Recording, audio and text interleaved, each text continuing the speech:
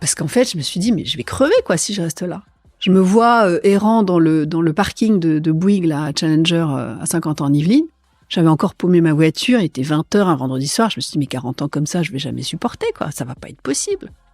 Être quinquagénaire, c'est passer une barrière. Déjà, je trouve que ce chiffre de 50, il est assez impressionnant. C'est comme si ça ouvrait une porte sur une pièce dans laquelle je sais pas ce que je vais trouver. Je me dis, est-ce que je vais me ridiculiser ? En fait, à un moment, on s'en fout, quoi. Ce qui compte, c'est de faire les choses. La fin des règles, c'est un espace de parole où les femmes se transmettent leurs histoires et déballent tout. La ménopause sert de point de départ pour parler féminité, transmission et tous les sujets que chaque femme doit redéfinir à la midlife. C'est un récit collectif qui se chuchote à l'oreille.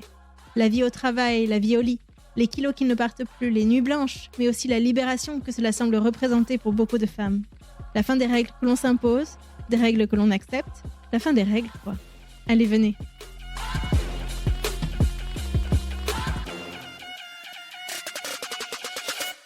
C'est parti. Bonjour Laurence. Bonjour Aude. Ravie que tu sois là aujourd'hui. Merci beaucoup de m'avoir invitée, j'en suis ravie. On s'est rencontrés à une soirée Vieille en puissance de Laetitia Vito. Tout à fait. Et quand j'ai dit que je faisais un podcast sur la ménopause, t'as réagi au quart de tour et t'as dit « Oh, j'en ai marre, on parle que de la ménopause !» Alors qu'il y a tellement de choses à dire sur les cinquantenaires. Et effectivement, on a continué à parler et tu m'as dit que tu lançais une newsletter qui s'appelle Shabada sur ce sujet-là avec un ami. Mm-hmm. Et du coup, j'ai vraiment eu envie d'en savoir plus. Je me suis dit, ça sent la bonne invitée, ça. Écoute, j'en suis ravie, si je suis une bonne invitée. Écoute, effectivement, alors, la ménopause, en fait, j'ai envie de dire, la ménopause ne m'intéresse pas. Pourquoi ? Parce que, en fait, je trouve ça super qu'on en parle. Je trouve ça très bien que, en fait, ce qui a été passé sous silence soit exposé, discuté, expliqué, surtout, et que ça ne soit plus non plus quelque chose qu'on mette sous le tapis. Mais en fait, moi, ça ne m'intéresse pas dans le sens où moi, j'ai eu une ménopause qui s'est très bien passée. J'ai eu quelques symptômes, quelques bouffées de chaleur, un peu de raideur dans les articulations, un peu de prise de poids. Tout ça, je l'ai régulé un peu naturellement. Et en fait, ça a été un peu un non-sujet, en tout cas sur le plan physique. En revanche, ce que j'ai trouvé, moi, ce qui m'est arrivé, c'est beaucoup plus une prise de conscience, plus tôt d'ailleurs, à 46 ans, de cette entrée dans un âge qui en fait était vraiment différent. C'est-à-dire qu'on entrait vraiment dans une autre période de vie. En fait, ce qui m'est arrivé, c'est que à 46 ans, j'étais dans un job, dans une boîte dans laquelle, j'étais pas bien du tout. C'est-à-dire que j'étais pas du tout alignée avec la vision du fondateur, ses valeurs, etc. Je me sentais vraiment comme un poisson hors de l'eau et j'en discute avec un ami qui me dit « Mais t'as 46 ans, tu peux pas partir. T'es bien payé, c'est pas loin de chez toi, etc. Et puis t'as 46 ans, tu peux pas partir. » Je dis « Ah bon, ça veut dire quoi ? Ça veut dire que 46 ans, c'est le cimetière des éléphants ?»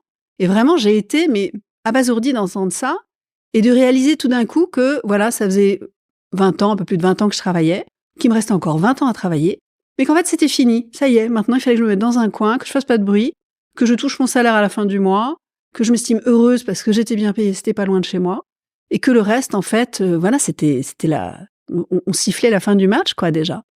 Donc, en fait, non seulement j'ai trouvé ça absurde, j'ai trouvé ça violent, j'ai trouvé ça injuste, mais surtout, j'ai trouvé ça complètement en dissonance avec ce que je voyais autour de moi. C'est-à-dire que qu'est-ce que j'avais autour de moi ? J'avais des gens qui avaient entre 40 et 55 ans, les gens que je fréquentais, et qui, eux, étaient en pleine force de l'âge, non seulement explosant potentiellement dans leur carrière, mais aussi soutenant, je sais pas, moi, je pense à une copine, elle avait un boulot à plein temps, 4 enfants, des parents, l'un avec un cancer, l'autre avec un Alzheimer, un frère handicapé aussi, tenant tout ça à bout de bras avec le sourire et avec élégance. Et je me dis, et en fait, donc, on est en train de t'expliquer que tu dois t'écarter, tu dois t'effacer, alors que la société aussi tient beaucoup là-dessus.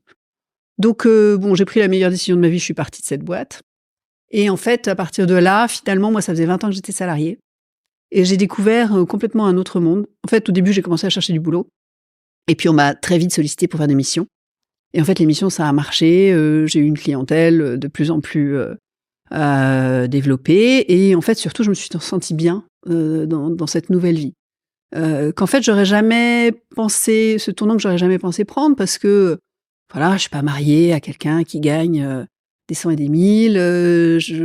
Voilà, j'avais pas la sécurité financière qui me faisait me dire que je pouvais faire ce tournant-là et donc ne pas être salariée, ce que j'avais toujours été, ce qui m'avait toujours rassurée, hein.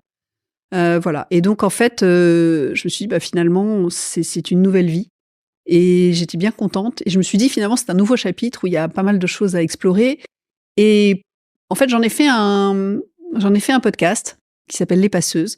Moi, mon objectif, justement, c'était de mettre en lumière des femmes. Alors, c'était pas les femmes dont je voulais parler, c'était pas Michelle Obama. Alors, effectivement, il y avait des grandes figures, Michelle Obama, il y avait le numéro 2 de Facebook, Sheryl Sandberg, etc. Enfin, voilà, des femmes, quinquas, etc. Il y en avait, mais c'était toujours, on va dire, des modèles inatteignables. Moi, j'avais envie de mettre en avant des femmes qui étaient remarquables pour moi, à mon niveau, à leur niveau, en tout cas dans lesquelles je pouvais, moi, me projeter.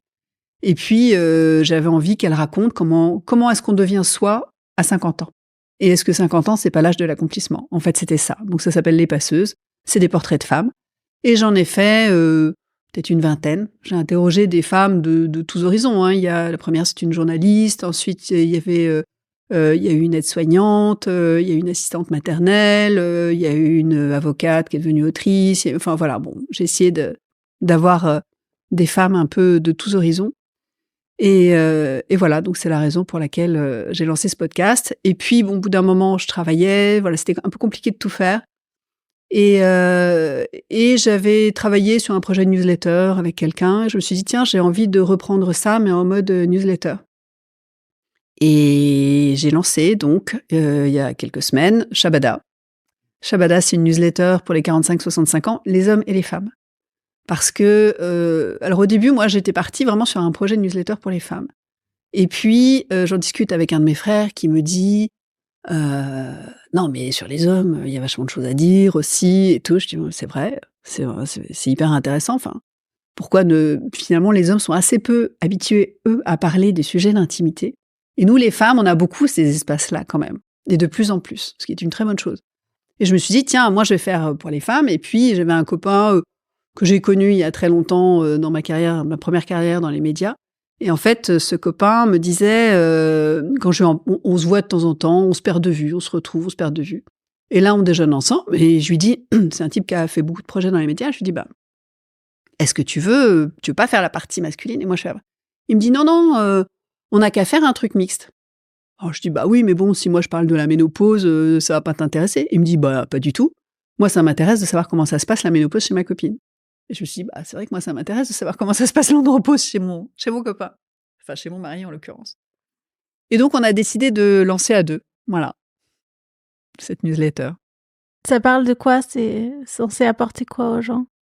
En fait, cette newsletter, l'objectif, c'est de contrer toute la vision hyper négative sur cet âge-là, 45-65 ans. En fait, j'ai beaucoup travaillé donc dans la tech avec des gens très jeunes. Et ce que je constatais, c'était à chaque anniversaire, c'était un drame. Oh mon Dieu, j'ai 25 ans, c'est horrible. Oh des mon filles Dieu, ou des filles surtout? Des filles surtout. Oh mon Dieu, j'ai 29 ans, c'est abominable. Oh là là, ça y est, je suis vieille, c'est pas juste une posture? Bah, je pense que c'est une posture sociale, en tout cas, qui est très véhiculée par la société. C'est peut-être une posture, mais en même temps, je trouve qu'elle est très intégrée. Et à un moment, je me dis, quand même, je leur ai dit, mais s'il y a une chose que je peux vous garantir du haut de mon âge, c'est que dans 5 ans, dans 10 ans, vous regarderez maintenant et vous direz, mais qu'est-ce que j'étais canon et je ne le savais pas. Et à un moment, je me suis dit, mais pourquoi toujours se lamenter du fait de prendre de l'âge, du fait de gagner des années Enfin, je ne sais pas, moi je trouve que chaque décennie supplémentaire, moi, m'a apporté autre chose. J'ai vécu des choses très différentes. Voilà, 20 ans, moi, la vingtaine, c'était la décennie où j'ai exploré plein de choses. Je suis partie vivre à l'autre bout du monde. J'ai fait des métiers à droite à gauche. À partir de la trentaine, là, c'est la trentaine où j'ai fait mes enfants. La quarantaine, j'ai eu des nouveaux boulots. J'ai changé de boîte, etc. Enfin, à chaque âge, j'ai eu l'impression d'avoir des plaisirs et c'est comme si on racontait. En fait, je trouve que alors là, j'ai fait un post LinkedIn là-dessus et j'avais intitulé ça « Senioritude, on vous ment ». Parce qu'en fait, on nous entraîne à nous lamenter et à considérer que vieillir est une malédiction. Alors que vieillir, c'est une bénédiction. D'abord, ça n'arrive pas à tout le monde. Il y a des gens qui meurent jeunes. Et ça, c'est des choses qui arrivent vraiment tout le temps. Donc, il faut... Et puis, en fait, c'est faux. Oui, on perd des choses, mais on en gagne d'autres. Donc, en fait, moi, ce que je voulais à travers cette newsletter, c'était vraiment dire... regardez, considérez ça d'un œil positif, parce qu'en fait, je pense qu'il faut en faire un futur désirable. Pourquoi ? Parce que cet âge-là, si vous avez de la chance, va arriver. Si d'emblée vous le considérez comme une malédiction, ça sera pesant. En revanche, si vous considérez tout ce que ça peut vous apporter, en fait, ça sera une bonne chose. Et moi, je vois les gens autour de moi. Là, j'étais avec une amie qui a 4 enfants, qui a bossé dans des grandes structures, etc., qui a fait une reconversion, qui est psychologue, etc. Elle me disait, mais là, quelle libération! Elle a plus d'enfants scolarisés, elle peut vivre son mois de septembre, elle est partie marcher dans les Pyrénées, toute seule, elle fait des trucs à nouveau avec son mari, etc. Enfin, je veux dire, c'est aussi une libération. Moi, je vois la rentrée, le mois de septembre et le mois de juin pour les parents d'enfants. Le mois de juin, un spectacle tous les samedis, un autre tous les dimanches, 2 en même temps. Les derniers anniversaires à caser avant le mois de juillet où tout le monde est parti. Exactement. Ça ne s'arrête pas. C'est vrai, c'est drôle. Et le mois de septembre, c'est pareil. Voilà. Donc tu te fais le Leclerc avec les 150 € de fourniture scolaire, les inscriptions à toutes les activités extrascolaires. Il y a plus de place, faut le jongler avec les activités, appeler les mamans, voir comment on va faire les allers-retours. Exactement. Et puis tout de suite, hop, tu retombes dans l'organisation des vacances de la Toussaint et tout. Enfin, l'enfer, quoi. L'enfer. Moi, j'adore ça. Je constate qu'effectivement, ça me vampirise ma vie, mais c'est un bonheur à vivre. Non, mais en fait, je dis pas que c'est pas mais moi, j'ai adoré ça, en fait. J'ai adoré ça, mais c'est marrant. Moi, je suis devenue mère assez tard. J'ai eu mes enfants à 35 et 37 ans. Et en fait, j'ai adoré être mère et tout ça. Mais là, ça fait 18 ans. Et au bout de 18 ans, je suis contente que ça s'allège un peu. Je suis contente que ma fille, justement, là, elle a trouvé un petit boulot, elle se débrouille, elle se fait à manger. Mon fils emmène mon chien chez le véto et tout ça. Enfin voilà, d'abord, c'est un plaisir de les voir grandir, c'est un plaisir de les voir gagner en autonomie, puis c'est agréable aussi de s'alléger d'un quotidien qui est super, mais qui peut aussi être lourd par moment, et puis au bout de 18 ans, quoi. Donc, voilà. Donc, j'allais te poser la question, qu'est-ce que toi, tu y as gagné à ce nouvel âge ? Donc, il y a ça, clairement. La libération du poids d'élever les enfants, en tout cas, la partie très logistique, même si tu es toujours en charge de tes enfants et tu continues à les faire grandir, la partie logistique, c'est beaucoup allégé. Est-ce qu'il y a d'autres choses que tu vois sur ta confiance en toi, je sais pas ce que tu peux me...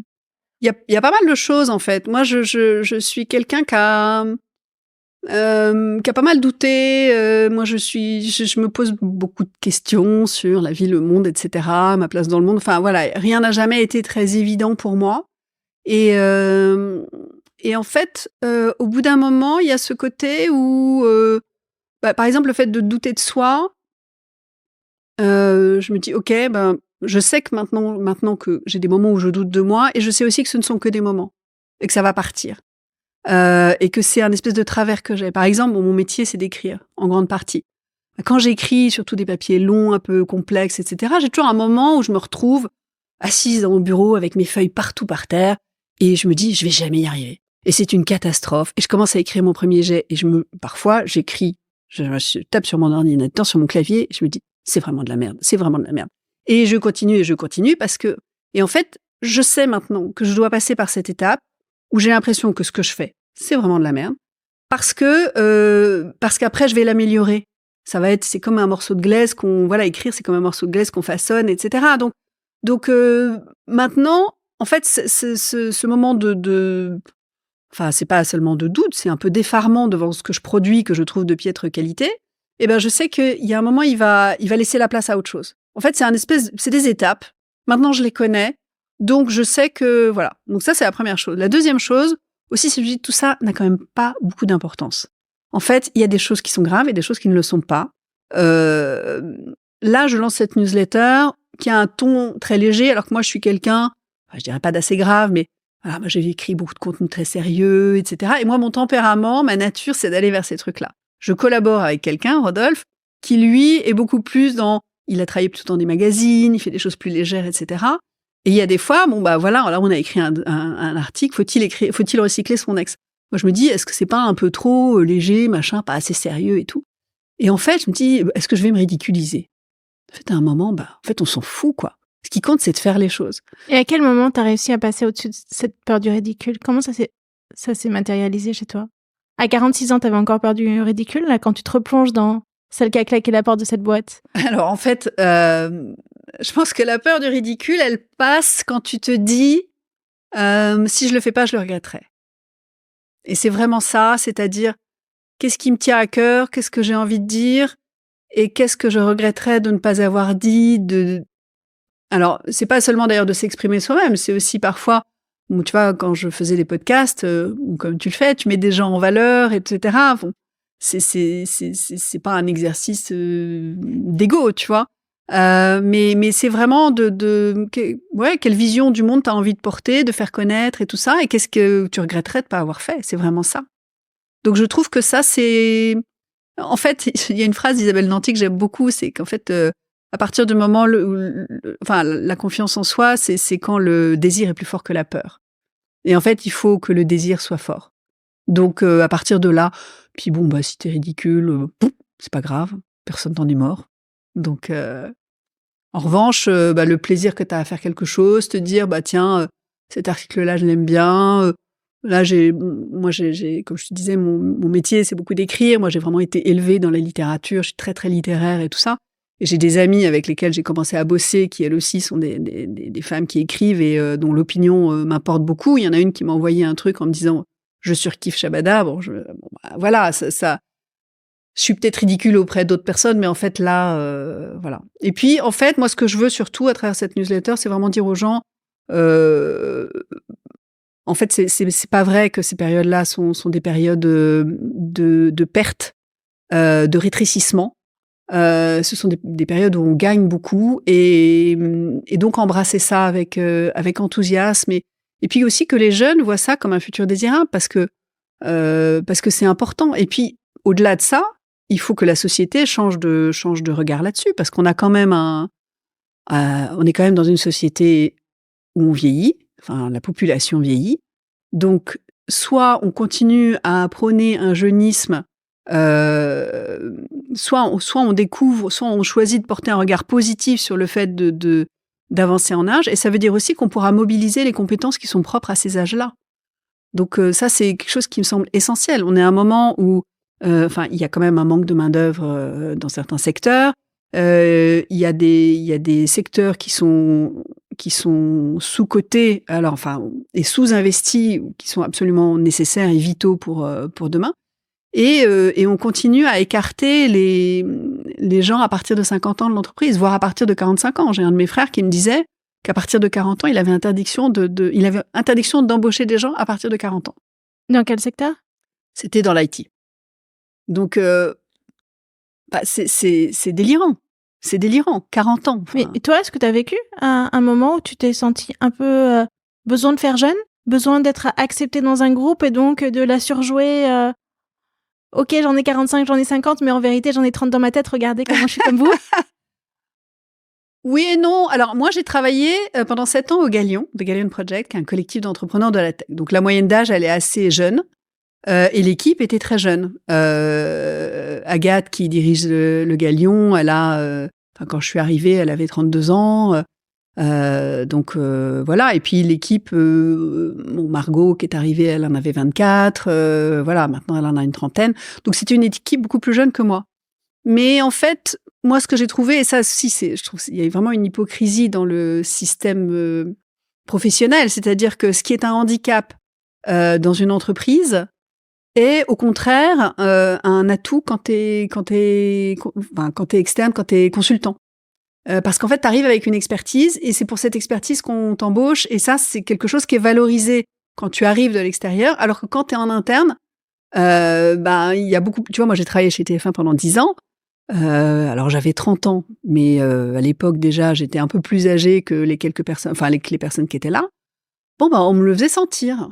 J'avais des remarques, j'avais des choses comme ça. Et au Galion, c'est vrai qu'il y avait des coachs jeunes. Alors après, moi, honnêtement, j'ai trouvé ça...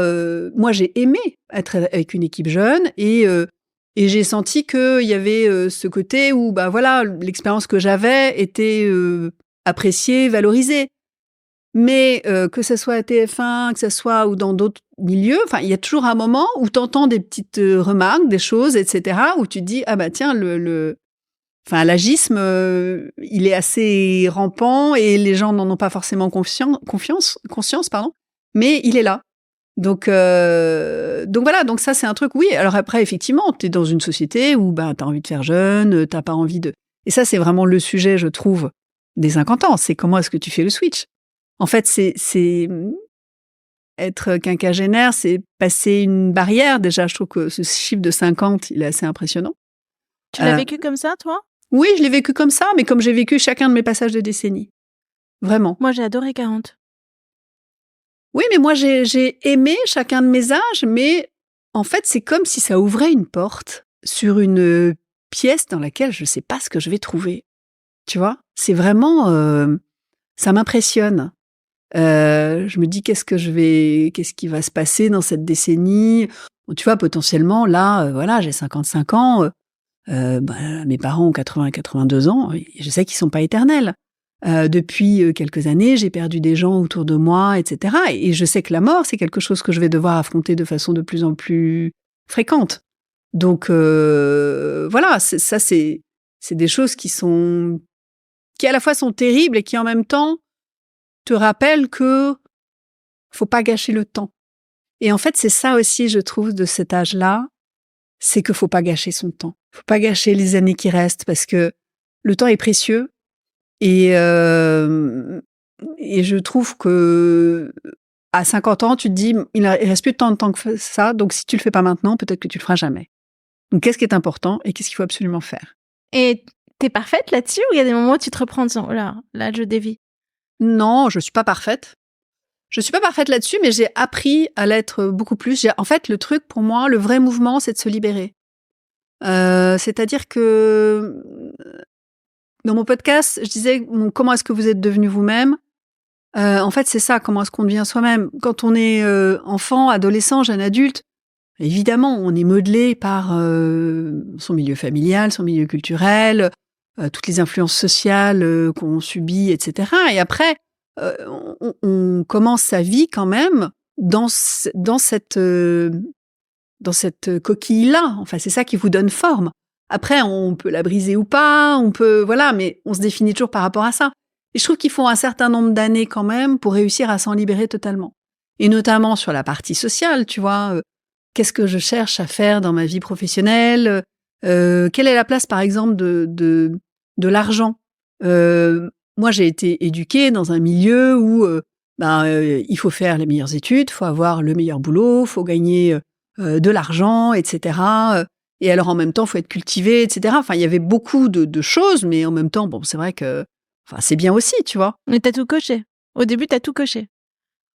Oui, j'ai tout coché, mais avec beaucoup en me demandant un peu ce que je faisais là, tu vois. Mon premier job, je me souviens, en fait, moi, j'ai fait une grande école, j'ai fait Sciences Po, après avoir été très littéraire, comme je te le disais, et en fait, je me souviens quand j'étais en terminale littéraire, on me disait, oh là là, ma pauvre, t'es littéraire, tu vas finir dans un trottoir, etc., quoi. Enfin, j'avais vraiment l'impression d'être la lie de l'humanité. Ensuite, je fais des classes prépa. Alors là, à nouveau, je monte au pinacle, et puis je fais une licence de lettres. Alors là, à nouveau, je redescends, Sciences Po et tout ça. Enfin, et en fait, j'ai trouvé que c'était le regard sur moi changeait, alors que moi, je ne changeais pas. Et en fait, moi, j'ai eu un énorme, syndrome de l'imposteur. Pendant 20 ans, j'ai rêvé que je ratais Sciences Po. La nuit? La nuit, Tu faisais un rêve récurrent? Un rêve récurrent. Alors que t'avais fait les études, t'avais été diplômée, enfin, t'avais vécu le parcours. Oui. J'ai rêvé pendant 20 ans que je ratais Sciences Po. Donc, tu vois, l'énorme syndrome de l'imposteur. Donc, moi, j'ai fait tout bien comme il fallait. Ensuite, j'ai trouvé le job. Alors, je suis partie un an en Chine. Ça a été génial. J'ai enseigné le français. À Wuhan, ville dont personne ne connaissait le nom avant le Covid. Mais Wuhan, en 93, c'était quand même différent. Et ensuite, je suis rentrée en France. Et là, j'ai pris un job sérieux. C'est-à-dire que j'étais à la direction de la communication de Bouygues.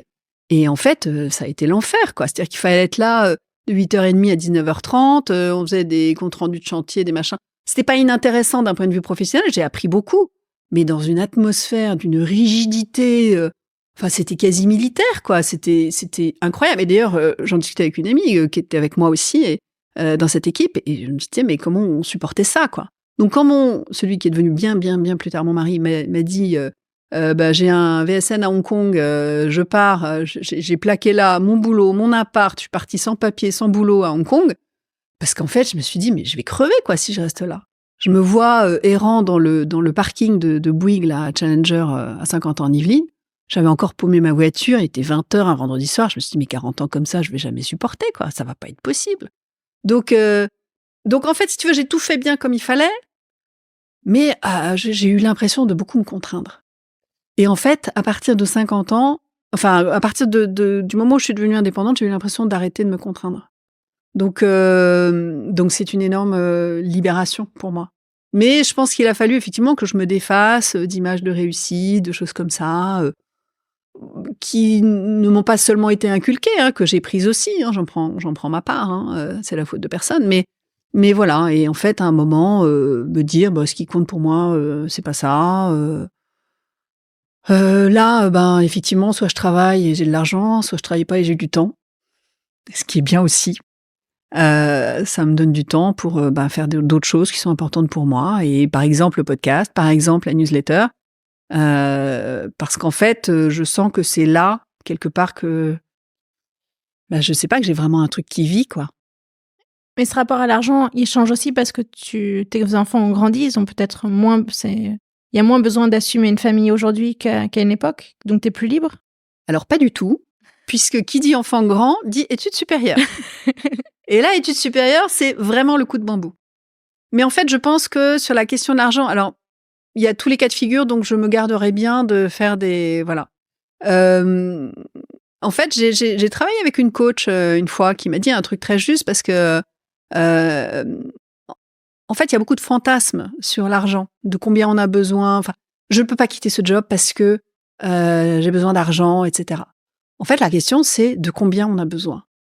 Qu'est-ce qu'il nous faut pour vivre? Il faut d'abord faire des calculs, se dire de quoi j'ai besoin, qu'est-ce qui est utile, qu'est-ce qui est pas utile, de combien j'ai besoin. Et après, déconstruire le fantasme du fait de se dire je dois continuer à dépérir dans ce job-là, parce que je n'ai pas les moyens de le quitter. En fait, c'est pas forcément vrai. On peut en retrouver. Quand j'ai quitté mon job chez Bouygues en France, alors mon père, catastrophé, je quittais mon CDI chez Bouygues, bien payé, etc. Je suis partie à Hong Kong, j'avais pas de papier, j'avais pas de job. Là-bas, j'ai retrouvé un job beaucoup mieux payé, beaucoup plus intéressant. Donc voilà, en fait, le pire n'est pas toujours certain. Donc je pense qu'on s'enferme beaucoup. Et le fait d'être parti une fois, derrière, tu pars une autre fois, parce que tu dis, la première fois, ça a marché. Donc c'est là aussi où je trouve que les années, ça t'apprend à te libérer. Une fois que tu as fait le pas une seule fois, tu te dis, donc c'est possible. Je peux passer de l'autre côté du miroir. Tu vois? Et en fait, quand je suis devenue, alors entrepreneuse, je suis seule dans ma boîte, donc voilà. Mais quand je suis devenue indépendante, en tout cas, pour moi, ça ne m'était pas possible, parce que j'avais pas les conditions financières, etc. Et il se trouve que je l'ai fait, je suis passée de l'autre côté du miroir, et là, voilà, maintenant je sais. Et donc, du coup, je me fais beaucoup plus confiance sur le fait que j'ai une capacité à rebondir, que oui, jusqu'à présent, voilà, ça a toujours marché. Mais après, je reste pas dans mon canapé à attendre que les choses arrivent, quoi. Je suis quelqu'un qui bosse beaucoup, mais bon, j'aime ça aussi. Voilà, je pense que mes clients sont contents de moi, je suis quelqu'un de fiable, etc. Donc voilà, il y a pas de raison. Tu dis dans la newsletter que la cinquantaine, c'est une ado avec une carte bleue poke Florence Foresti, bien sûr. Voilà. Et moi, j'ai découvert, en fouillant un peu, que finalement, la cinquantaine et la ménopause, le chamboulement hormonal, c'est le même qu'à la puberté et c'est le même que pendant les grossesses. Et qu'en fonction de comment tu as vécu ta puberté et tes grossesses, tu peux prédire un petit peu quel chamboulement hormonal tu vas vivre à ce moment-là. Donc quand tu dis une ado, moi je pense d'abord à ça. Je pense que c'est les hormones qui nous drivent et qui nous aident en fait à franchir cette étape.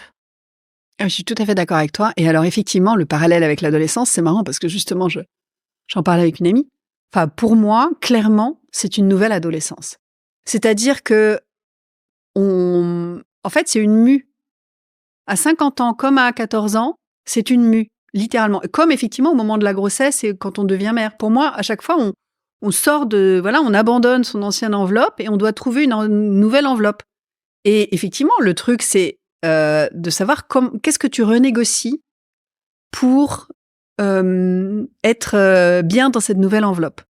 Parce qu'il y a plein de choses qui changent. Alors effectivement, d'un point de vue physique, il y a des choses qui changent, hein, mais par exemple, moi, je sais que maintenant, le sport, c'est quelque chose d'indispensable pour moi. C'est-à-dire que c'est pas un à côté annexe que je case de temps en temps, c'est, j'organise ma semaine de façon à avoir à minima 2 séances de sport dans la semaine et puis je marche tous les jours, etc., parce que je sais que mon équilibre passe par là. Et avant, il y avait ce côté, je travaille, et puis de temps en temps, j'ai le droit de m'accorder un peu de sport ou de machin, etc. Et en fait, le travail prenait toute la place. En fait, maintenant, avant, il y avait, tu vois, la vie pro, la vie perso, 2 piliers. Et maintenant, il y a la vie pro, il y a la famille, il y a les enfants, il y a le sport, c'est différent. Il y a beaucoup plus de choses sur lesquelles je veux prendre appui. Donc il y a ça, il y a le sport. D'abord, c'est une régulation de l'humeur, c'est une régulation du poids. Et puis, en fait, le truc aussi vis-à-vis du sport, justement, j'avais écrit quelque chose là-dessus aussi sur Shabala, c'est plus tant une question esthétique qu'une question fonctionnelle. C'est-à-dire, comment est-ce que je prends soin de mon corps pour qu'il me serve longtemps et que ça soit vraiment un bon serviteur, tu vois, une bonne qu'on soit amis l'un avec l'autre et qu'on se porte l'un l'autre. Et voilà, et clairement, pour moi, c'est quelque chose qui a vraiment radicalement changé. Il y a la question, effectivement, de ton apparence, tu vois, qui change, qui est quelque chose qu'il faut apprivoiser aussi. Donc, de la même façon, je pense que je me souviens plus bien, hein, moi, mais je sais que si, à l'adolescence, bien sûr, c'est tu regardes ton nouveau corps, qu'est-ce que c'est que ce truc est-ce que tu te retrouves dedans? Est-ce que c'est toi? Et il faut un ajustement. Et là, il faut un ajustement aussi, tu vois. Il y a des choses qui changent. Qu'est-ce que tu acceptes? Qu'est-ce que tu n'acceptes pas? Comment tu fais le chemin vers le fait de l'accepter? Et toi, qu'est-ce que tu as accepté? Qu'est-ce que tu n'as pas accepté? Parce que quand je t'écoute, je me dis, waouh, l'acceptation a été tellement naturelle chez elle, mais la chance. Mais il y a forcément eu des trucs qui ont coincé. Ah ouais, il y a des trucs qui coincent. Après, justement, la question, de la minceur est importante pour moi. J'avais écouté d'ailleurs l'épisode que tu avais fait avec Géraldine Dormois sur le sujet. Moi, c'est en fait parce que je pense que le sujet, c'est est-ce que je me reconnais ou pas? Tu vois? Comment est-ce qu'on arrive à se reconnaître? Et moi, je veux me reconnaître et pour moi, je suis quelqu'un de mince. Donc j'ai envie d'être mince, mais aussi parce que j'ai envie d'être légère, tu vois? C'est esthétique, mais c'est parce que j'ai toujours été mince, ou à peu près, sauf à l'adolescence. J'ai toujours été mince, donc je me vis mince et je me veux mince. Et puis parce que je suis plus légère et parce que la mobilité, le truc, etc. Voilà, donc c'est aussi fonctionnel. Après, non, c'est vrai, tu te regardes, tu te dis, ah tiens, cette ride-là, elle n'était pas là hier. Voilà, enfin, les choses changent. Je pense que ce qu'il faut, c'est quand même porter un regard indulgent sur ça. C'est-à-dire que, à la fois maintenir, mais accepter aussi qu'il y a quelque chose qui va changer et que, à la fin, on n'y pourra rien. Donc, voilà. Je regarde, c'est marrant, il y a la question de la chirurgie esthétique, tu vois, que tout le monde se pose, franchement. Je pense que, celles qui disent qu'elles n'y pensent pas, j'y crois pas. Parce que, ne serait-ce que parce qu'on a des modèles comme ça. Ça n'est que ça, les modèles. Et en fait, je regardais l'autre jour des vidéos et tu vois une dame de 70 ans, clairement, t'as l'impression qu'elle en a 25. Et je me dis, ouais, c'est joli, mais bon, en fait, je me dis, si je faisais quelque chose, moi, j'aurais pas envie d'avoir l'air d'avoir 25 ans. J'aurais envie d'avoir l'air d'avoir 40, 45. Quelque chose quand même un peu en phase avec moi-même, quoi. Donc voilà, donc ça, c'est... Et c'est intéressant d'ailleurs, qu'est-ce que tu fais? Où est-ce que ça commence? Où est-ce que ça s'arrête? Mon mari me dit, mais vas-y, laisse tes cheveux blancs et tout ça. Moi, pas du tout, j'ai pas du tout envie. Mais voilà, j'ai une copine qui l'a fait, elle a des cheveux magnifiques et tout ça. En fait, c'est une acceptation progressive. Et en fait, c'est vraiment par étapes. C'est-à-dire qu'il y a un moment, tu n'acceptes pas du tout un truc. Bon, tu te dis, bon, voilà, c'est comme ça. Tant pis, quoi. Il faut une phase d'adaptation. Ça a duré combien de temps pour toi? Oh, c'est constant, en fait, parce que comme tu vis tout le temps, faut tout le temps se réajuster, hein. tu passes ta vie à te réajuster. En fait, la ride qui te dérange vraiment terriblement, que tu regardes, que tu voilà, et puis un jour, elle est là, elle fait partie du paysage. Donc c'est différent. Et après, il y a des moments où voilà, tu fais des trucs, puis après tu te dis bon, est-ce que j'ai envie de claquer 300 balles là-dedans? Pas forcément. Puis de toute façon, si je fais ça, est-ce qu'il faudra pas que je fasse ça aussi, machin, tout ça. Bon, puis ça coûte cher, c'est perdu d'avance. Mais parfois il faut le faire aussi pour s'habituer à l'idée, parce que tu as besoin de retarder un petit peu l'échéance pour t'habituer à l'idée. Et Donc toi, t'as testé ou pas? Ah oui, moi j'en ai testé, ouais, clairement. Et je le dis d'ailleurs, j'en parlais à mes collègues de 25 ans du Galion, parce que je leur disais, n'imaginez pas que mon front lisse doit tout à une crème de beauté. Mais oui, voilà, c'est ça, parce qu'en fait, il faut pas raconter faut pas mentir, en fait. Alors après, je comprends qu'on n'ait pas envie de le clamer sur les toits. Si je le dis là, c'est parce que je pense qu'il faut le dire, parce que c'est pas une honte. Enfin, je trouve que c'est très hypocrite aussi, hein. C'est-à-dire qu'on dit aux gens, vous devez avoir l'air jeune, mais vous ne devez rien faire. C'est n'importe quoi. Donc à un moment, chacun fait ce qu'il veut comme il peut. En revanche, je trouve que c'est important de pas prétendre quelque chose alors que c'est autre chose, quoi. Que c'est juste la génétique et une bonne crème de jour, alors qu'en fait, on fait des injections, quoi. Bon, après, on n'est pas obligé de le crier sur les toits. Mais c'est chacun fait comme il veut, vraiment. Moi, je n'aime pas non plus le côté, normatif, etc. Moi, je trouve que c'est important de le dire. Oui. Enfin, le faire ou ne pas le faire, je comprends tout à fait qu'on le fasse. Mm-hmm. C'est juste pour supporter son regard, pour accepter, pour s'habituer, c'est tout ce que tu dis. Mais dans ce cas-là, il faut le dire. Mm-hmm. Parce que sinon, on trompe tout le monde. Oui. On trompe toutes les générations suivantes. Oui. Et je trouve qu'en fait, c'est pas... c'est pas bienveillant vis-à-vis des autres générations. Parce qu'on fait croire que c'est de leur faute, en fait, si elles n'ont pas le front lisse, du coup. Et en fait, c'est pas juste. Et puis aussi, moi, j'estime que je ne dois rien à personne, que je fais ce que je veux, ça me regarde, c'est mon argent que je dépense, c'est mon visage, donc je fais ce que je veux. Bon, voilà. Après, non, voilà, ça s'arrête là. Hein. Et puis, non, je te dis, je trouve que personne te fera une remarque si tu te teins les cheveux. En revanche, si tu fais une injection, oh là là, elle a fait quelque chose. Bon, ça va, quoi. Mm. Les passeuses, t'interviewais que des femmes. J'interviewais que des femmes. Et d'ailleurs, à ce propos-là, j'avais interviewé Delphine Plisson, qui avait 49 ans. J'arrive à l'interview, une femme absolument magnifique. Je dis, pas 49 ans, elle en a 35. Et en fait, elle me raconte son lifting. Comment elle a fait un lifting, pourquoi? Parce qu'en fait, elle se trouvait l'air fatiguée. Et j'ai trouvé génial que cette femme en parle de manière aussi libre, en rigolant, en expliquant pourquoi elle l'a fait, comment elle l'a organisé, etc. Et j'ai trouvé ça super. Donc voilà, donc je la remercie de sa générosité et c'est pour ça aussi que moi, je fais mon coming out sur le sujet. Et donc, on disait, il y a moins d'espace de parole pour les hommes, et finalement, tu trouves que c'est plutôt bienvenu que Shabada soit un projet mixte alors que c'était pas ta première intention. Moi aussi, je pense que les hommes sont confrontés à exactement tout ce qu'on dit dans le podcast depuis le début, et qu'ils n'ont pas d'espace pour en parler, et que les patriarcats les enferment dans un discours où ils seraient mieux favorisés et plus à l'abri de l'agisme. Et je sais pas si c'est vrai, et je sais pas ce qu'on peut faire pour avoir la meilleure société possible sur ce sujet-là. Moi, je pense qu'il y a deux choses. D'abord, ça a été très démontré, hein, mais le double standard du vieillissement, Susan Sontag, je sais que c'est quelque chose qui commence à être très, très connu et dont on est conscient. C'est-à-dire que les femmes, au fur et à mesure qu'elles vieillissent, perdent même en crédibilité. Donc elles sont jugées comme moins crédibles, moins compétentes. En fait, elles perdent en termes d'image, alors que les hommes dégagent de plus en plus une image de puissance, de compétence, de pouvoir, etc. Donc ça, c'est vraiment, les hommes vieillissent, les hommes mûrissent et les femmes vieillissent. Voilà, bon, ça, c'est ça. Laetitia Vito en a pas mal parlé, mais c'est quelque chose d'assez connu maintenant. Et en fait, je pense que les hommes donc vivent le vieillissement différemment. Ils sont moins soumis aussi depuis toujours à on va dire l'injonction de beauté et de jeunesse. Hein. Je pense que les hommes, enfin après ça dépend des gens, des générations et tout ça quand même, mais sont quand même moins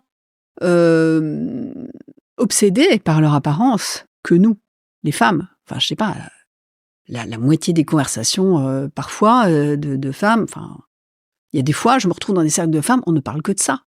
Que de minceur, de j'ai grossi, j'ai maigri, j'ai machin, je fais du sport, ceci, cela. Et tu penses pas que c'est simplement que c'est une mode d'entrée en relation des femmes? C'est juste ça. On pourrait parler du beau temps, ce serait pareil. C'est juste qu'on a une capacité à créer du lien entre nous émotionnel plus forte et que ça passe par des sujets qui sont déterminés, mais finalement qui n'ont pas de fond. C'est pas, on n'en parle pas pour le contenu, mais juste pour avoir un sujet de conversation facile. Oui, mais alors pourquoi moi, je trouve ça grave si à ce moment-là, c'est un sujet de conversation facile, c'est de se stigmatiser, de s'auto-stigmatiser, tu vois. Ok, j'ai raté mon coup. Non, mais je trouve qu'on est vraiment, on est élevé dans, on le sait, hein, ça c'est pas, on n'est jamais assez mince, on n'est jamais assez jeune, on n'est jamais assez ceci, on n'est jamais assez cela. Je pense que les hommes, ils s'en fichent. La petite bedaine et tout ça, c'est jugé comme confortable. Enfin voilà, donc bon, après pas tous les hommes. Il se trouve que moi j'ai 4 frères et que ils sont gaulés comme des comme des dieux et ils font extrêmement attention à ça. Mais voilà, j'ai des copains, tout ça. Bon bah voilà, ça rajoute de la stature que d'avoir une petite enveloppe et tout. Enfin en tout cas, ça les empêche pas de vivre, hein, clairement. Alors que les femmes.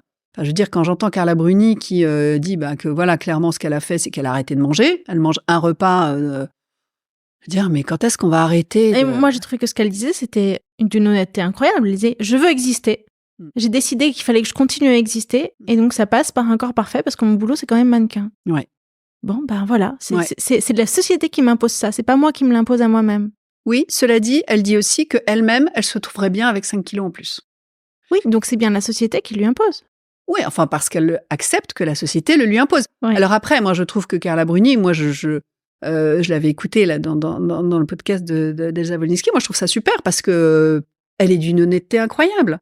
Et mais merci Carla Bruni d'être totalement transparente et de dire des choses comme ça de manière complètement honnête. Ou bien de parler de sexe de manière complètement transparente, etc. Enfin, je trouve que ça, pour moi, c'est une vraie puissance. Et alors, juste pour boucler sur ta question, sur les hommes, justement, les hommes, et moi, je trouve ça, en fait, d'une infinie tristesse. À la fois, en fait, c'est cette puissance qui dégage, en fait, les enferme. Je pense que la question de la vulnérabilité, ça vient pas dans le kit masculin. Ils ne se l'autorisent pas. Ils ont du mal à s'ouvrir, à parler de sentiments. Enfin voilà, il y a cette idée de la toute-puissance masculine et qu'il faut garder ça et qu'il faut être ça. Et je trouve que, enfin, non seulement c'est tellement dommage, mais je trouve ça très dur pour eux, très dur. Et en fait très injuste. C'est pour ça qu'en fait, moi, sur ces questions masculin, féminin, je réfléchis énormément et ça me pose de vraies questions parce que moi, j'ai été élevée dans un milieu ultra masculin. J'ai un fils et j'ai une fille. Et du coup, enfin, je trouve qu'il y a la question de savoir comment est-ce qu'on arrive à faire le lien entre les deux, entre les hommes et les femmes. Et je trouve super tout ce qui s'est passé. Et oui, le fait de mettre au grand jour la culture patriarcale, moi je lis énormément sur ces sujets-là parce que ça m'intéresse vraiment et j'ai vraiment eu des prises de conscience. Et des prises de conscience d'ailleurs de choses que j'avais complètement intégrées et qu'on a tous intégrées. Par exemple, la première fois que j'ai entendu l'expression culture du viol, je me suis dit, oh, quand même, pas poussé. Bon, après, tu dis, ah ouais, mais c'est vrai que dans les westerns, il agrippe l'indienne par les cheveux, il la plaque, etc. Il se jette sur elle, puis au bout de 2 minutes, elle est en extase, quoi. Donc en fait, il l'a violée, mais à la fin, elle est tellement contente. Bon, et en fait, c'est vrai, cet imaginaire-là, il est partout. Et je m'en rendais même pas compte. Donc, d'où l'importance de lire, d'écouter les podcasts, de se renseigner, etc. Il faut vraiment que le regard sur ces choses-là se transforme. Mais je pense aussi qu'il faut que les hommes transforment leur regard sur eux-mêmes et qu'en fait, ça soit plus tant une question de genre qu'une question d'individu. Que chaque individu puisse être ce qu'il a envie d'être. C'est-à-dire qu'un homme puisse garder ses gamins s'il a envie, sans que ça soit un truc extraordinaire ni pour la société, ni voilà, qu'une femme puisse travailler autant qu'elle veut. Moi, je me souviens, quand je travaillais pour une agence du ministère des Affaires étrangères. Je m'occupais de la communication des lycées français du monde. Un soir, donc, je travaillais énormément parce que qui dit monde dit qu'avec le décalage horaire, il se passe toujours un truc. J'étais, je sais pas, peut-être à 8h du soir à mon bureau. J'ai un collègue qui passe la tête par l'entrebâillement, par la porte, qui passe sa tête et qui me dit « Mauvaise mère ». Ça m'a, ravagée. Ah, c'est vrai ? Ah, ça m'a ravagée. Il l'a dit pour rigoler. Ah ouais, mais en fait, c'est horrible de dire ça à quelqu'un. Parce qu'évidemment que je culpabilisais de travailler, mais en même temps, je culpabilisais aussi de rentrer chez moi. Parce que ça voulait dire que je travaillais pas. Enfin, et j'ai trouvé ça, mais je te dis, ça m'a ravagée, quoi. Je me suis dit, mais parce que tu te dis, oui, il a raison. Et en fait, c'est horrible parce que tu te dis, t'es une mauvaise mère, t'es une mauvaise professionnelle, parce que t'arrives en retard au bureau, mais t'arrives en retard à la maison, machin, tout ça. Enfin, l'enfer, quoi, l'enfer. C'est là aussi où on en revient à la libération. Et tu peux aussi retourner le truc en disant, le modèle que je montre à ma fille, c'est que je fais le choix que je veux, ce travail me passionne, et que c'est pas à son détriment à elle, c'est d'abord pour lui montrer comment on s'épanouit en tant que femme dans la vie. Oui, et c'est vrai que par exemple, moi je me souviens que mes enfants, qui trouvaient qu'effectivement je travaillais trop, je leur disais, mais mes petits chéris, c'est comme ça, c'est la vie. La vie, c'est on travaille, j'ai un boulot, c'est comme ça, et puis voilà, ce sera votre vie aussi, et après le truc c'est de trouver un boulot qui vous plaît. Donc voilà, donc tout ça pour dire qu'en fait, effectivement il y avait ça, n'empêche que quand il me l'a dit, ça m'a quand même ravagée, tu vois. Enfin, ce boulot, je l'avais choisi, j'étais contente, j'adorais ça et tout. Et t'as un type qui vient de sortir ça et ça y est, t'es sans dessus dessous. Enfin, tu vois, c'est là où tu te dis que t'as quand même bien ingurgité tout ça, quoi. Et non, moi je pense qu'il faut. Enfin, pourquoi est-ce que faire quelque chose de mixte ça m'intéressait ? C'est parce que je pense qu'il faut recréer du dialogue entre les hommes et les femmes. Je pense qu'on est. En fait, les choses deviennent très polarisées. Et le problème de ça, c'est qu'à un moment, chacun se renferme dans son modèle, dans ses certitudes, et il y a juste plus de dialogue. La solution, c'est de dire à l'autre qu'il a tort, qu'il est un gros con, une grosse conne, je sais pas quoi. Enfin, en tout cas, la solution, c'est de dire que l'autre a tort, qu'il se trompe complètement, qu'il a une vision, et puis de le renvoyer dans des extrêmes, et du coup, il y a plus de dialogue, il y a plus d'échange, il y a plus de confrontation. Et en fait, c'est ça l'altérité, quoi, c'est d'échanger. Et ce qui m'a fait réfléchir aussi beaucoup là-dessus, c'est que mon dernier frère, dont je suis très proche, on a parlé de ces sujets d'hommes et de femmes, etc. Et à un moment, je sentais que ça coinçait, qu'il n'arrivait plus à m'entendre, que mon expérience, enfin voilà, j'avais l'impression que il ne parlait que de son point de vue sans voir le côté macro et que moi, j'arrivais plus à partager avec lui. Et en fait, ça m'a vraiment posé question. Tu vois, je me dis, si avec mon frère, dont je suis si proche, je n'arrive pas à échanger sur ces sujets-là, ça veut dire quoi ? Ça veut dire que je vais en parler avec mes copines, et puis lui, il va en parler avec ses copains, et qu'à aucun moment, les choses vont se trouver ensemble pour changer, tu vois. En fait, si on veut changer, il faut que ça soit... il faut accepter il faut accepter de dialoguer. Qu'est-ce qui coinçait dans la discussion ? Tu saurais dire ? Oui, très bien. C'est vrai que, voilà, mon frère, il a 4 enfants, il a un job extrêmement prenant, il fait beaucoup de sport, etc. Et il est hyper investi dans l'éducation de ses enfants. Et donc, si tu veux, quand on lui dit, il y a un problème de répartition de la charge au sein du couple, il dit, non, puisque moi, c'est pas le cas. Et mes copains non plus. Je dis, et en fait, le problème, c'est que c'est pas ça. Le problème, c'est macro. C'est la société. C'est les statistiques, en fait. C'est quelque chose c'est de l'ordre d'études quantitatives, tout à fait scientifiques. C'est démontré, c'est pas une opinion de ma part. Mais il y a ce refus d'accepter cette étude quantitative tout à fait scientifique, prouvée, etc. Parce que je pense qu'il y a une remise en question forte qui ne l'accepte pas.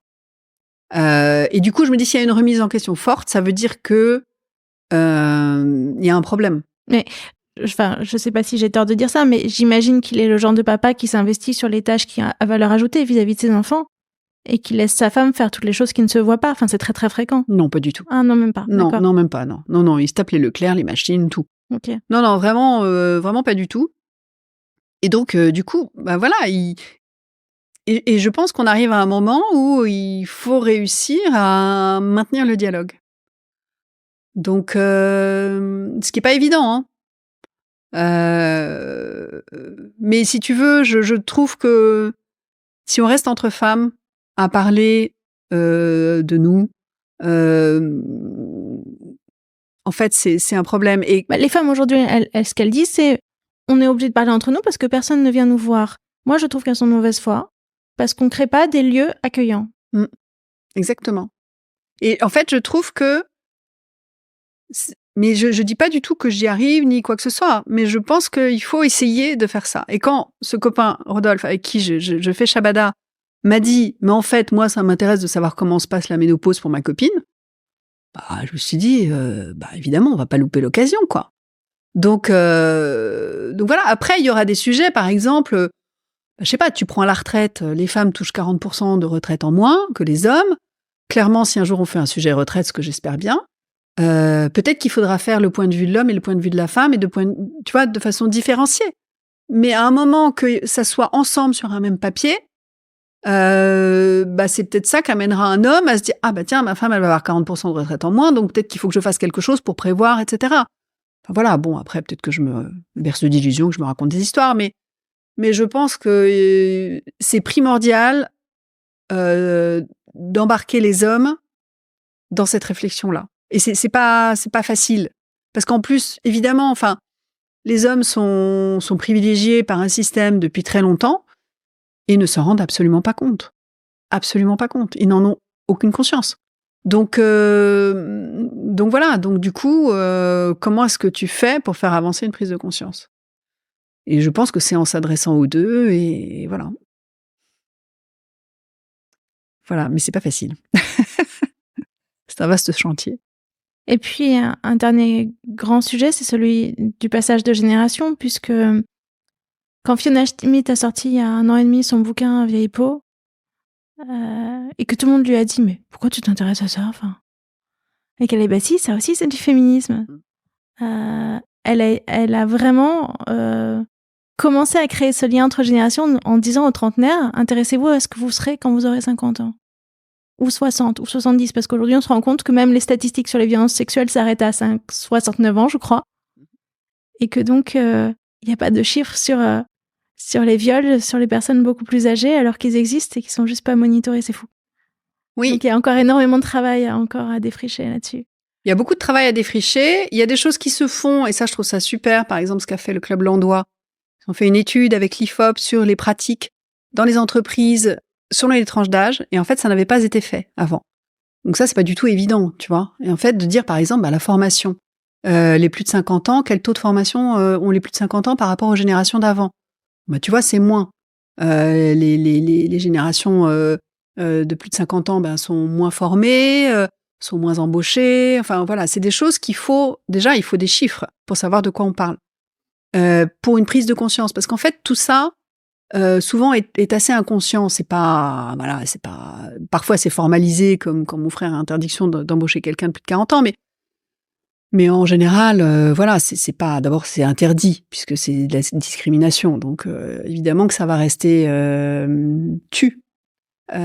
Donc il y a ça, et il y a aussi le fait de dire, effectivement, il faut un langage, enfin il faut un discours, on va dire, sur ces âges-là aussi, parce qu'il faut que dans les entreprises il y ait des adaptations des choses. Par exemple, il y a eu beaucoup de travaux sur les discriminations, mais finalement l'âge, c'est vraiment une espèce de non-sujet. C'est le parent pauvre, en tout cas, des actions, on va dire, sur la discrimination. On a parlé beaucoup de genre, on a beaucoup parlé de mixité, de mixité sociale, etc. Mais l'âge, on n'en parle quasiment pas. Donc ça, c'est vraiment le parent pauvre. Donc là, il y a des choses qui commencent à se faire, parce qu'il faut aussi que, au sein des entreprises, les gens prennent conscience de leurs réflexes potentiellement agistes. Donc ça, moi, je trouve ça vraiment une bonne chose qu'il y ait des études qui démontrent, qui commencent vraiment à se poser des questions là-dessus. Il faut aussi voir ce que les gens de ces âges-là peuvent apporter à une entreprise. Donc justement, il y a la question de la prise de recul, de l'expérience. C'est vrai que dans une entreprise, moi je l'ai vu quand j'étais au Galion, au moment où il y a eu le Covid. On a fait avec donc tous ces entrepreneurs de la tech, on a fait des lives, etc. Et en fait, il y avait des quinquas qui avaient connu la crise de 2001, la bulle d'Internet de 2001, la crise financière de 2008, etc. et qui abordaient la question de la crise du Covid avec beaucoup plus de sang-froid que les jeunes vingtenaires ou trentenaires qui connaissaient leur première crise après avoir été dans un milieu où l'argent, les levées de fonds se faisaient de façon tout à fait fluide, naturelle, etc. L'argent coulait à flot quand même. Et tout d'un coup, ils se prenaient le mur du Covid. Donc là, panique à bord. Là, on voyait des personnalités qui étaient passées par là et qui disaient, il faut faire ci, il faut faire ça, avec des indications assez claires. Donc, je pense aussi qu'il faut montrer qu'en entreprise, on peut avoir un rôle différent. Il y a la question, effectivement, alors de la transmission, mais il y a aussi la question... Je pense aussi qu'en entreprise, par exemple, quand on a 50 ans, on n'a pas forcément les mêmes envies. C'est-à-dire qu'on se dit pas non plus... on n'est plus forcément dans le fantasme d'une carrière ascendante. On est plus dans l'idée de qu'est-ce qui me plaît, qu'est-ce que j'ai envie de faire. Dans le sens où il y a des choses qu'on sait faire et on les a déjà faites. Donc, on est plus drivé par l'idée de, peut-être d'apprendre quelque chose de nouveau, de mettre à profit vraiment son expérience pour un projet précis. C'est différent, je trouve, comme trajectoire. Et puis aussi l'idée de collaborer. Alors après, il y a beaucoup l'idée que le senior en entreprise serait dans la transmission, etc. Oui, c'est bien, mais après, il n'a pas à être non plus que dans la transmission. Il faut qu'il continue à apprendre, il faut qu'il continue à être formé. C'est vraiment des choses importantes. Et puis, il faut qu'il continue il peut tout à fait démontrer en entreprise que, bien sûr, qu'il a des choses à apporter. Moi, encore une fois, quand je collaborais avec mes très jeunes collègues au sein du Galion, j'avais l'impression que j'apportais quelque chose qui se trouvait pas dans l'équipe, comme les autres apportaient chacune quelque chose qui se trouvait pas dans l'équipe. Et mon âge était aussi constitutif de ça. Donc voilà, et je pense que c'est hyper important parce que la dynamique, il faut montrer qu'en fait, il n'y a pas d'âge pour contribuer, il n'y a pas d'âge pour changer, pour réfléchir. Tu vois, même je dis ça, je trouve ça absurde de devoir le formuler. Non, mais c'est vrai, il y a vraiment cette idée que passer un certain âge, je sais pas, t'es une espèce de plante verte, c'est hyper bizarre quand même. Et puis en plus, évidemment, moi je me souviens quand j'avais 24 ans, les gens de 50 ans me paraissaient très très vieux. Évidemment, maintenant, j'en ai 55. Les gens de 50 ans me paraissent très jeunes. Non, mais tu vois, c'est très relatif tout ça. On va s'arrêter là, mais j'ai une dernière question pour conclure. Dis-moi. Ici, c'est la fin des règles, et je voudrais savoir s'il y a des règles que tu veux pas passer à tes enfants et que tu aurais reçues. Ce que je voudrais passer à mes enfants, c'est qu'ils se donnent la liberté en toute responsabilité, et ça c'est important. Ça veut dire se donner les moyens pour le faire, de faire ce dont ils ont envie.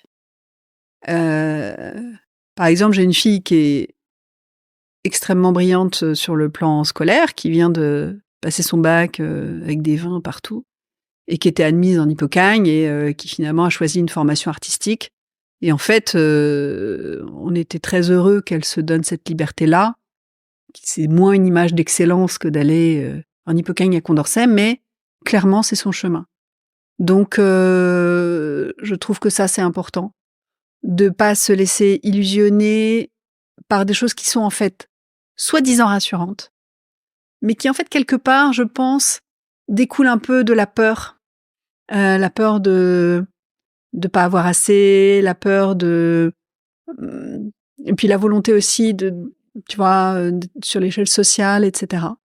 Je pense qu'il faut essayer d'être un peu libre par rapport à ça, parce que déjà toute décision prise sur la peur est une mauvaise décision. Ça, j'en suis persuadée. Merci beaucoup. Merci à toi. C'était super. Si vous avez envie de prolonger l'expérience, vous pouvez vous abonner à ma newsletter. C'est mon espace caché pour penser au calme. Vous trouverez le lien dans le descriptif. Et puis aussi, j'adorerais que vous veniez me dire ce que vous avez pensé de l'épisode. On se parle sur Instagram ou sur LinkedIn, c'est comme vous préférez. J'ai hâte de vous entendre. À très vite.